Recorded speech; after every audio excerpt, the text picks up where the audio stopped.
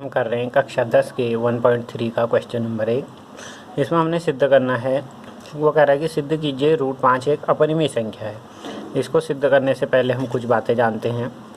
एक प्रमेय है हमारे किताब में 1.3 है, क्या है जो भी है, उसमें कहता हूँ p एक अभाज्य संख्या है व a एक धनात्मक पूर्णांक है।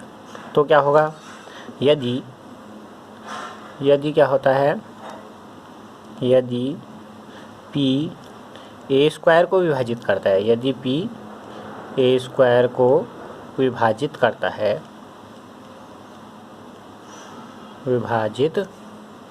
है तो क्या होगा, p जो है a को भी विभाजित करेगा। इसका क्या मतलब हुआ, इसका मतलब ये हुआ जैसे 2 है, 2 हमारा क्या करता है, 6 के स्क्वायर यानी कि 36 को विभाजित करता है। 36 को कितने बार, 18 बार विभाजित करता है ना। तो इसका मतलब 2 जो है वो 6 को विभाजित करेगा नहीं करेगा। 2 देखते हैं, 6/2 करा तो 3, 2 3 6, यानी कि 2 यदि 6 के स्क्वायर को विभाजित कर रहा है तो 2 6 को विभाजित करेगा। यानी कि कोई अभाज्य संख्या यदि किसी संख्या के वर्ग को विभाजित करती है तो वह उस संख्या को भी विभाजित करेगी। ठीक है। ऐसे ही दूसरी चीज़ है जो परिमेय संख्याओं के बारे में। परिमेय संख्याएं क्या होती हैं, जिनको p/q के रूप में लिखा जाता है, जहाँ q ≠ 0। जैसे हमारा 15/25 है, यहाँ पर क्या है, q ≠ 0 यानी कि 25 जीरो नहीं, हर जीरो नहीं है, तो ये परिमेय संख्या हो गई। परंतु हम इसको और छोटा कर सकते हैं, 5 से भाग दिया, 5 × 15, 5 × 5 = 25। यानी कि इस न्यूनतम रूप में लिखना जो कहलाता है वो हमारा मानक रूप कहलाता है। मानक रूप में जो होता है, हर और अंश जो होंगे, यानी कि p/q रूप में जो होगा, तो इनका उभयनिष्ठ गुणनखंड केवल 1 होगा। जैसे कि 3 हो गया 1 × 3, 5 का गुणनखंड हो गया 1 × 5, उभयनिष्ठ गुणनखंड इनका केवल क्या आ गया, 1 आ गया। ऐसी संख्याओं को जिनका उभयनिष्ठ गुणनखंड केवल 1 हो क्या कहते हैं, सहअभाज्य संख्याएं कहते हैं। जैसे हम देखें, माना 2 संख्या, हमने एक 10 देखी और एक 21 देखी। 10 के गुणनखंड क्या हुए, 1 × 2 × 5, 3 का ना 21 का 1 × 3 × 7, उभयनिष्ठ गुणनखंड क्या है, 1। यानी कि 10 और 21 आपस में क्या हुई, सहअभाज्य संख्याएं हुई। और यदि कहीं पर 10/21 इस रूप में है तो परिमेय संख्या हुआ और उसका मानक रूप हुआ, इसको हम छोटा नहीं कर सकते हैं। ठीक है। अब हम इसको सिद्ध करने के लिए, √5 एक अपरिमेय संख्या है, इसको सिद्ध करने के लिए क्या करते हैं, कॉन्ट्राडिक्शन मेथड का प्रयोग करते हैं। इसमें हमने सिद्ध करना होता है उसका विपरीत मान देते हैं। हमने मान लिया, माना p √5 क्या है, एक परिमेय संख्या है। अब √5 एक परिमेय संख्या है तो हम क्या कर सकते हैं, √5 को p/q के रूप में लिख सकते हैं, जहाँ क्या हुआ, q ≠ 0 होगा, q ≠ 0, और साथ ही क्या होगा, p व q क्या होंगे, p व q जो होंगे वो क्या होंगे, सहअभाज्य पूर्णांक हैं, सहअभाज्य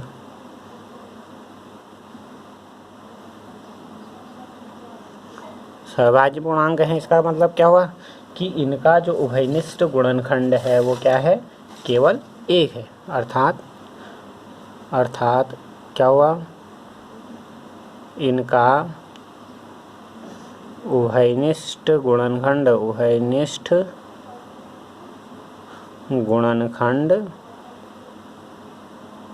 केवल क्या है, 1 है। यानी कि सहअभाज्य संख्याएं वो होती हैं जिनका उभयनिष्ठ गुणनखंड केवल 1 है। यहाँ पर p और q ऐसी ही संख्याएं हैं। अब हमने परिमेय माना तो p/q के रूप में लिख सकते हैं। अब इसको वज्र गुणन करें इधर तो हो जाएगा q × √5 बराबर p। यदि हम इसका वर्ग कर दें, वर्ग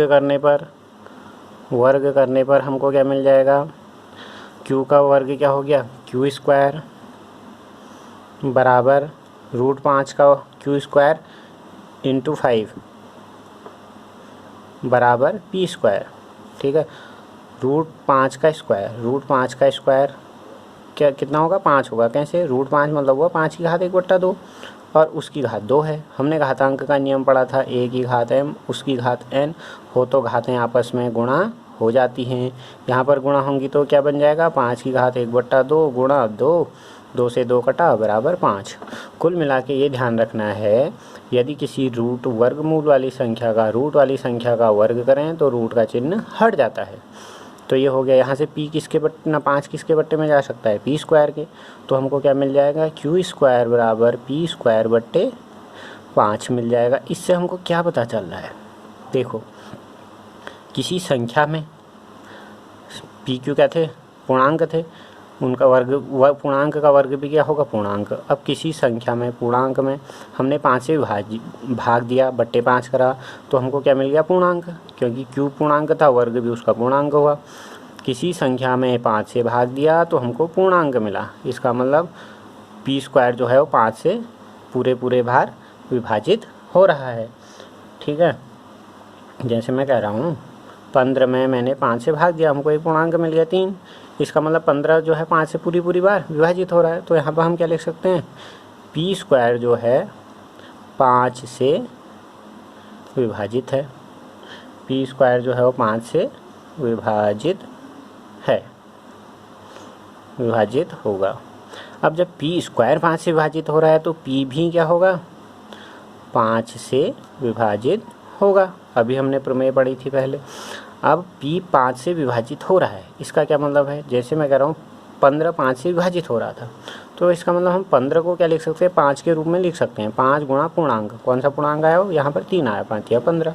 जैसे मैं कह रहा हूँ 10 2 से विभाजित होता है, इसका मतलब 10 को हम 2 के गुणनफल के रूप में लिख सकते हैं, 2 गुणा 5, ऐसे 5 बार विभाजित हो रहा है। तो अब मैंने कहा p 5 से विभाजित हो रहा है, तो इसका मतलब p को हम क्या लिख सकते हैं, 5 गुणा कोई पूर्णांक, यानी कि r क्या है, पूर्णांक है।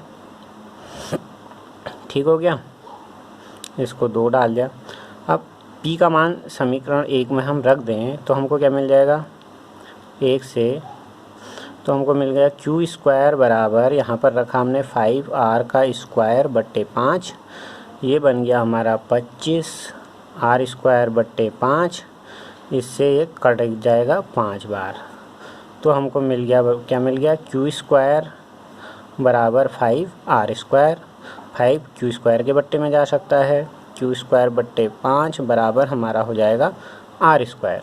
यहाँ से हमको क्या पता चला, इससे हमको ये चीज़ पता चली कि q स्क्वायर में 5 से भाग दे रहे हैं तो एक पूर्णांक का वर्ग पूर्णांक ही होगा, तो यानी कि पूर्णांक मिल रहा है। इसका मतलब q स्क्वायर क्या है, 5 से विभाजित है, q स्क्वायर 5 से विभाजित है।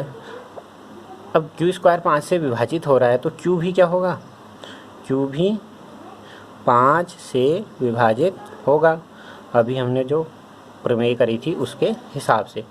अब हमको क्या पता चल रहा है, देखो 2 और 3 से हमको क्या पता चल गया, दूसरे और 2 और 3 से हमको ये पता चल रहा है कि p और q 5 से विभाजित हैं। अब p और q 5 से विभाजित हैं को हम और क्या कह सकते हैं, जैसे मैं कह रहा हूँ कि 15 5 से विभाजित है और 25 भी 5 से विभाजित है, 15 में भी 5 का भाग जाता है और 25 में भी जाता है। यदि हम 15 के गुणनखंड करें तो 3 गुणा 5, 25 के करें 5 गुणा 5, ये भी 5 से विभाजित था, ये भी 5 से विभाजित था। इसका मतलब 5 जो है वो दोनों का उभयनिष्ठ गुणनखंड है। ठीक है, जैसे मैं कह रहा हूँ 4 2 से विभाजित होता है 2 बार, तो 4 को, और 10 भी 2 से विभाजित होता है, 2 पंजे 10, 4 के गुणनखंड हो गए 2 गुणा 2, 10 के हो गए 2 गुणा 5, ये भी 2 से विभाजित था, ये भी 2 से विभाजित था। इसका मतलब 2 क्या है, इन दोनों का उभयनिष्ठ गुणनखंड है। ऐसे यहाँ भी हमको 1 व 2 और 3 से क्या पता चला, ये पता चला कि 5 जो है p व q का उभयनिष्ठ गुणनखंड है, उभयनिष्ठ गुणनखंड है, जो क्या आ गया हमारी मान्यता के विपरीत है, जो हमारी मान्यता के विपरीत है। क्योंकि हमने क्या माना था, हमने माना था कि p और q का उभयनिष्ठ गुणनखंड केवल 1 है, जो हमारी मान्यता के विपरीत है। अतः √5 क्या होगा, 1 अपरिमेय संख्या होगा, अपरिमेय संख्या होगा। यानी कि क्या हुआ, 5 जो है पी और क्यू का वही गुणनखंड आ गया। यानी कि जो चीज़ हमने मानी थी कि वही गुणनखंड केवल एक है करके, वो चीज़ हमारे क्या हो गया, गलत सिद्ध हो गया। यानी कि जो हमने माना था √5 परिमेय है वो भी क्या हो गया, गलत हो गया। परिमेय है, गलत हो गया, तो इसका मतलब ये क्या है, अपरिमेय है। एक बार और देख लेते हैं। कंट्राडिक्शन मेथड में क्या करते हैं, जो हमने सिद्ध करना हो उसका विपरीत मान देते हैं। हमने विपरीत माना, √5 को परिमेय माना, उसको मानक रूप में लिखा P/Q। P/Q मतलब P और Q जहाँ क्या है, सहभाज्य पूर्णांक हैं, अर्थात इनका जो है वही गुणनखंड केवल एक है। जब वही फिर हमने वज्रगुण ऐसे क्रॉस मल्टीप्लाई करा तो Q √5 बराबर P मिला, वर्ग करा तो Q² × 5 बराबर P², फिर बट्टे जिसके अपॉन में जा रहा था डाला तो हमको आ गया Q² बराबर P²/5। यानी कि P² में 5 से भाग दे रहे हैं तो एक पूर्णांक मिल रहा है। इससे हमें ये पता चलता है कि P² 5 से विभाजित है। प्रमेय के अनुसार P² 5 से विभाजित है तो P भी 5 से विभाजित होगा। अब P 5 से विभाजित हो रही है तो हम P को 5 के गुणन 5 इंटू कुछ पूर्णांक इस रूप में लिख सकते हैं। कैसे लिखते हैं वो मैंने यहाँ पर बताया। तो इसका मतलब P बराबर 5R लिख दिया। 5R हमने समीकरण 1 में रखा तो हमको क्या मिल गया, हमको सॉल्व करके मिल गया Q²/5 बराबर R², यानी Q²/5 बराबर R²। इसका मतलब ये हुआ कि Q² में जब हम 5 से भाग दे रहे हैं, डिवाइड कर रहे हैं, तो हमको R² यानी कि एक पूर्णांक मिल रहा है। इससे पता चलता है कि Q² 5 से विभाजित है।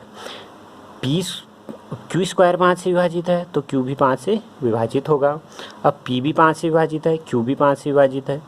इसका मतलब ये हुआ कि 5 जो है P और Q का उभयनिष्ठ गुणनखंड है।